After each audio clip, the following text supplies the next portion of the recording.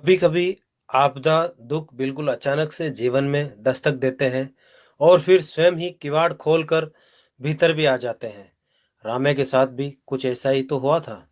जब जीवन में सभी कुछ सही चल रहा था, तब अचानक ही चंद दिनों की बीमारी झेलकर जीवन साथी ने साथ छोड़ दिया। जिस बेटी की शादी धूमधाम से की थी, अचानक ही वो भी पति का घर छोड़कर मायके आ गई। कारण पूछने पर उसने बताया कि उसका पति एक अजीब तरह का एडिक्टिव सैडिस्ट जीव था, जिसे वो पिछले 2 वर्षों से झेलती आ रही थी। सर्द रातों में झगड़ा होने पर मार पीट कर उसे घर से बाहर निकालकर दरवाजा बंद कर लेता। धीरे धीरे मार पिटाई तो रोज की बात हो गई, लेकिन पिछले दिनों कई बार उसे घर से बाहर निकाला गया। संकोच उसने ये बात किसी से नहीं कही। दहलीज पर बैठकर जब रात भर उसे ठिठुरना पड़ा, तो एक दिन वो खूब झगड़ कर और अपने पति का सर हथौड़े से फोड़कर घर से भाग आई। ठीक ही किया सीता ने। पढ़ी लिखी थी, बढ़िया नौकरी थी, क्यों बर्दाश्त करती ये सब। अब तो दोनों का तलाक भी हो गया, लेकिन रामिया अपनी बेटी को अकेला देख देख कर पगलाई और व्याकुल होती जा रही थी। कोई भी तो ऐसा नहीं था पास में जिससे अपनी परेशानी बांटती। उल्टा लोग बातें ही बनाते 100 तरह की। जितना राम्या परेशान रहती, सीता उतनी ही निश्चित रहती। राम्या जी जान से चाहती कि सीता की दोबारा अच्छे से शादी हो जाए और वो पूरी तरह सुखी रहे। इस चिंता ने उसके मन का सुख चैन हर लिया था। राम्या की हर रात आधी नींद में गुजरती। उसे लगता कहीं उसके सो जाने से ऐसा न हो कि उसकी बेखबर नींद में सीता के लंबे अनिश्चित भविष्य का कोई बुरा सपना आ जाए और उसे डरा कर चला जाए। सीता उम्र के 33वें साल में थी। अब उतार की यात्रा शुरू हो रही थी, लेकिन अब भी वो आकर्षक है, बल्कि इस आकर्षण में परिपक्वता और गहराई तो अब आती ही जा रही थी। लेकिन अगर अभी उसने अपना जीवन साथी नहीं चुना, तो ऐसा न हो कि बहुत देर हो जाए। राम्या को अपना समय याद आया, जब वो युवा थी और उसके पिता उसके विवाह के लिए चिंतित थे। तब समय अलग था, जहाँ माता पिता ने अच्छा घर वर देखा, लड़कियों ने शादी करी और निभा ले गई। बड़े बुजुर्ग हमेशा से कहते आए थे, जोड़ियां तो ऊपर वाला बनाता है। लेकिन फिर सीता की जोड़ी कैसे टूट गई, पता नहीं सीता का दूसरा विवाह हो सकेगा या नहीं। राम्या को बहुत पहले कुछ याद आया और वह चुपके से मुस्कुरा दी, क्योंकि उसका भी जीवन में ऐसी ही घटनाएं घटी थी। एक चेहरा, एक युवक, उसकी गहरी आंखें जो काफी पहले एक विवाह में गई राम्या को लगातार देख रही थी। विवाह के घर में बीता हुआ एक सप्ताह, उस युवक से कुछ कुछ बातें, मीठी मीठी नोक झोंक, साथ की लड़कियों का छेड़ना, राम्या का मन रोमांचित और रोमांच से भरा हुआ था। उस समय राम्या के दिन सोने के और रातें चांदी की हो चुकी थी। मन चाहा वर जो मिल रहा था। कितने कितने सपने बुन लिए थे उसने अपने भावी जीवन के लिए। फिर जब सगाई का दिन पक्का हुआ, तो सब ने राम्या को बहुत सौभाग्यशाली कहा। लेकिन सगाई से ठीक 2 दिन पहले ही वर पक्ष ने बहाना बनाकर रिश्ता तोड़ दिया। घर वालों सहित राम्या पर भी वज्रपात हो गया था। जैसे कितने दिन वो झूठी मुस्कान लिए सबसे छिप छिप कर रोती रही। उसके माता पिता दुखी थे, बहुत दुखी। रामे की माँ जब तब लड़के वालों के परिवार को बद्दुआ देती, कोसती। बाद में पता चला कि भरपूर दहेज के लालच में वर के पिता ने बेटे की शादी दूसरी जगह तय कर दी थी। कुछ समय बाद राम्या की शादी भी कहीं और तय हुई और उसकी माँ का प्रलाप बंद हुआ। अब राम्या के जीवन का तमाम उतार चढ़ावों को पार करती हुई पति के साथ निभा ले गई। 35 बरस का साथ रहा उन दोनों का। पीछे मुड़कर देखती है तो कहीं कोई शिकवा शिकायत नहीं।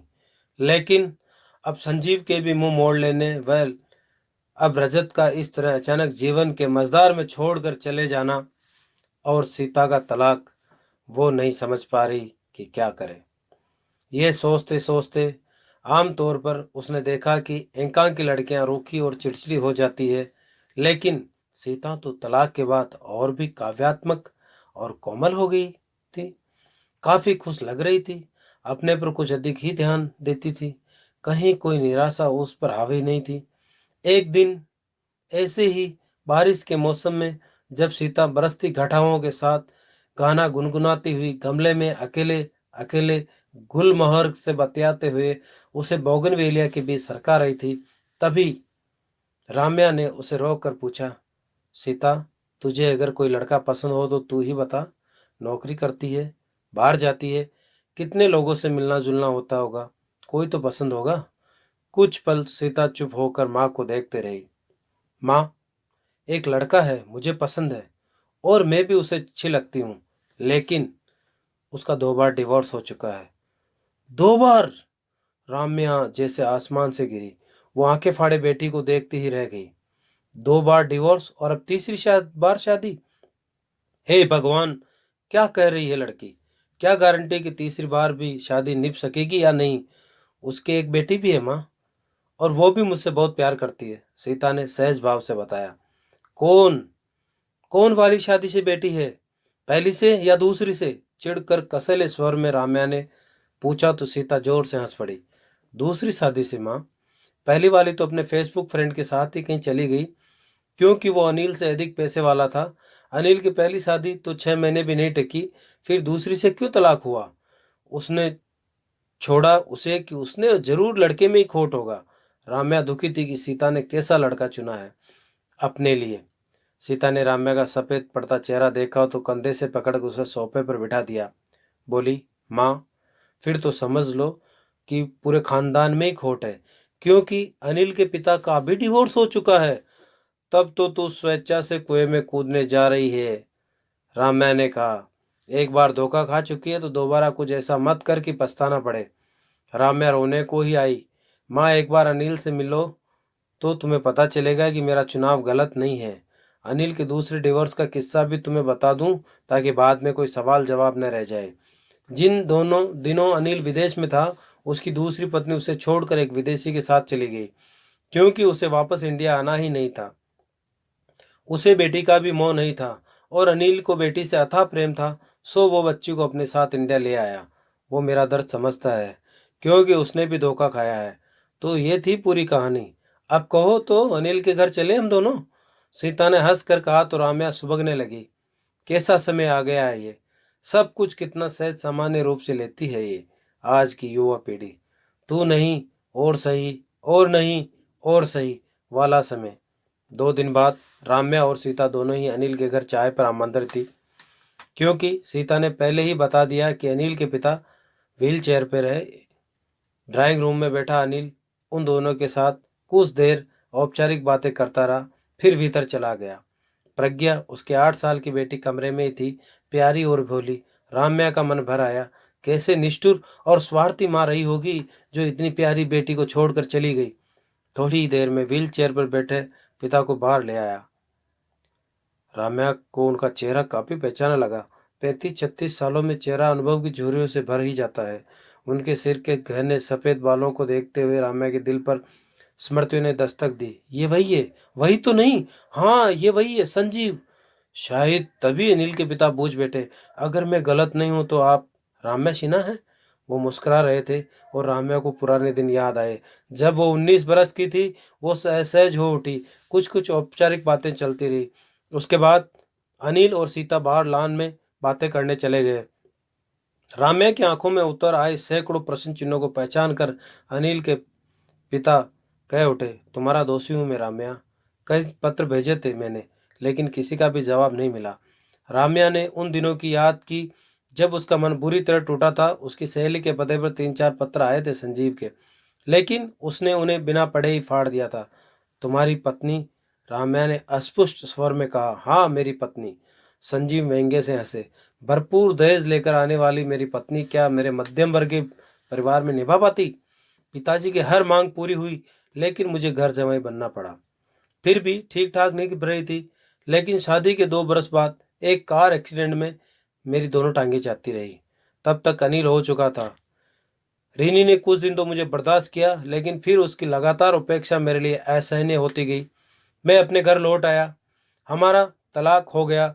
रीनी को दूसरी शादी करनी थी और वे लोग अनिल को अपनाने को तैयार नहीं थे। इसलिए अनिल मेरे पास आ गया। मेरे जीने का सहारा है ये। संजीव फीकी सी हंसी हंस दिए। धोखा तो अनिल के साथ भी हुआ। बहुत दुख होता है उसके लिए, लेकिन मुझे विश्वास है कि सीता उसे संभाल लेगी। मेरे अनिल के लिए मुझे सीता दे दो राम्या। संजीव के होंठ कांप रहे थे। राम्या गंभीर थी। उसने आगे बढ़कर अनिल की दाहिनी हथेली अपनी दोनों हथेलियों में थाम कर कहा, सीता आपकी अमानत है संजीव, हौसला रखे। आपका संघर्ष मैं समझ सकती हूँ। उसका स्वर भीग गया।